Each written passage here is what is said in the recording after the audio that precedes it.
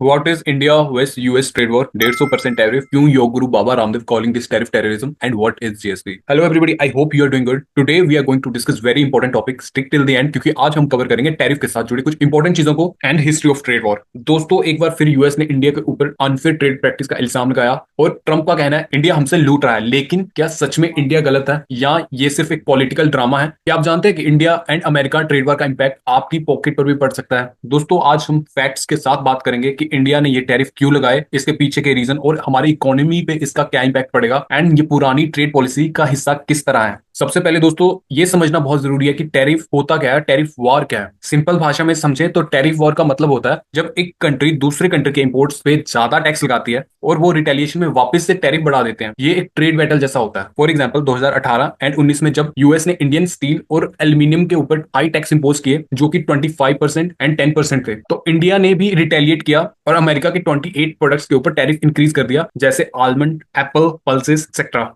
दोस्तों अगर बात करें जीएसपी क्या है, जीएसपी एक जनरलाइज सिस्टम ऑफ प्रेफरेंस है। ये एक ट्रेड स्कीम थी जिसमें डेवलप्ड कंट्रीज डेवलपिंग नेशन को स्पेशल ट्रेड बेनिफिट देते हैं। इंडिया को भी यूएस जीएसपी का फायदा मिलता था और 10% इंडियन एक्सपोर्ट जीएसपी के अंडर यूएस जाते थे। लेकिन 2019 में जब ट्रंप ने इंडिया का जीएसपी स्टेटस हटा दिया, जो कि $5.6 बिलियन का एक बड़ा एक्सपोर्ट था, इसका हमारी इकोनॉमी पे एक बड़ा इंपैक्ट देखने को मिला। बिना जीएसपी के इंडियन एक्सपोर्टर्स को ज्यादा टैक्स देना पड़ रहा है जो उनको अनकंपेटिटिव बना देता है। अब आगे बढ़ते हैं इंडिया के नए टैरिफ्स की तरफ। दोस्तों यूएस इंडिया के ऊपर अनफेयर ट्रेड का आरोप लगा रहा है, जबकि असली में यूएस खुद भी दुनिया भर के देशों के ऊपर अपनी मर्जी से टैरिफ इंपोज करता था और उनके प्रोडक्ट्स को बैन कर देता था। दोस्तों इंडिया ने अमेरिकन अल्कोहल पर 150% का टैक्स लगाया और इसके साथ ही भारत ने यूएस एग्रीकल्चर गुड्स के ऊपर 100% तक टैरिफ इंपोज कर दिया है। लेकिन यहाँ पे सबसे बड़ा पॉइंट ये है कि ये टैरिफ यूएस के अगेंस्ट बिल्कुल भी नहीं है। इनफैक्ट ये इंडियन गवर्नमेंट की सेल्फ रिलायंस पॉलिसी का हिस्सा है, हमारी इकोनॉमी को प्रोटेक्ट करने के लिए। दोस्तों जब यूएस ने जीएसपी को हटाया, इंडियन प्रोडक्ट्स के लिए यूएस मार्केट और भी महंगा हो गया।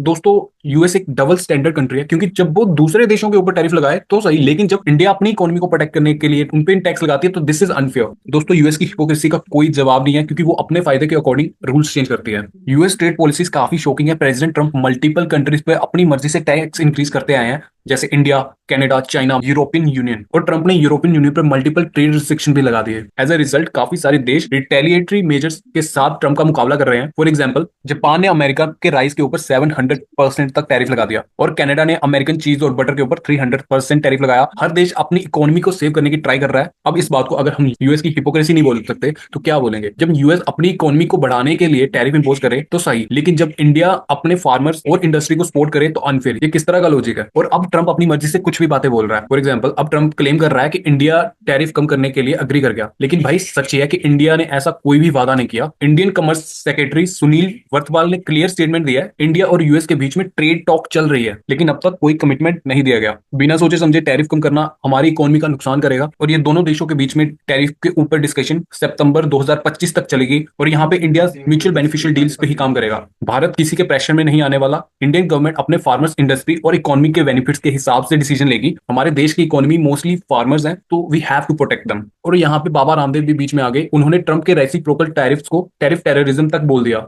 बाबा रामदेव का कहना है ट्रंप अंडर डेवलप्ड कंट्रीज को दबाने के लिए ट्रेड पॉलिसीज का मिसयूज कर रहा है और ये एक नया इकोनॉमिक कॉलोनाइजेशन है। और उनका कहना है कि इंडिया को इतना स्ट्रॉन्ग बनना होगा कि कोई भी देश भारत को धमकाने से पहले 10 बार सोचे। हमने पॉलिटिकल कॉलोनाइजेशन भी देखा, इकोनॉमिक कॉलोनाइजेशन भी देखा और इंटेलेक्चुअल कॉलोनाइजेशन का एक नया दौर दुनिया में चल रहा है। इसी के बीच जब से अमेरिका के राष्ट्रपति ट्रंप का उदय हुआ है, उन्होंने टैरिफ टेररिज्म का एक नया विश्व कीर्तिमान रच दिया है। पूरी दुनिया के गरीब और विकसित देशों को जिस तरह से वो डरा रहे, धमका रहे हैं, उन्होंने लोकतंत्र की मर्यादाओं की धज्जियां उड़ा दी हैं। न डब्ल्यूटीओ को मान रहे हैं, न यूएनओ को मान रहे हैं, वर्ल्ड बैंक, आईएमएफ को अपने अकॉर्डिंग चला रहे हैं, अपने डॉलर की इतनी कीमत बढ़ा दी है। दूसरे जो गरीब और विकासशील देश हैं उनकी करेंसी की कीमत इतनी घटा दी है। ये एक तरह का आर्थिक आतंकवाद है, ये टैरिफ टेररिज्म है। ये अलग तरह की दुनिया को एक अलग दौर में लेकर के जा रहे हैं। एक तरफ ट्रंप, दूसरी तरफ पुतिन, उधर शी जिनपिंग और किम जोंग का तो कोई भरोसा ही नहीं क्या करेगा। ऐसी तमाम परिस्थितियां जो दुनिया में एक भयावह बनी हुई हैं, ऐसे में भारत को शक्तिशाली बनाना होगा, विकसित बनाना होगा, नहीं तो पूरी दुनिया को एक महाविनाश की तरफ कुछ शक्तिशाली मुल्क ले जाना चाहते हैं। इसलिए हम सब भारतीयों को एकजुट होकर के एक सशक्त राष्ट्र का निर्माण करके इन सारी विध्वंसक ताकतों को जवाब देना पड़ेगा।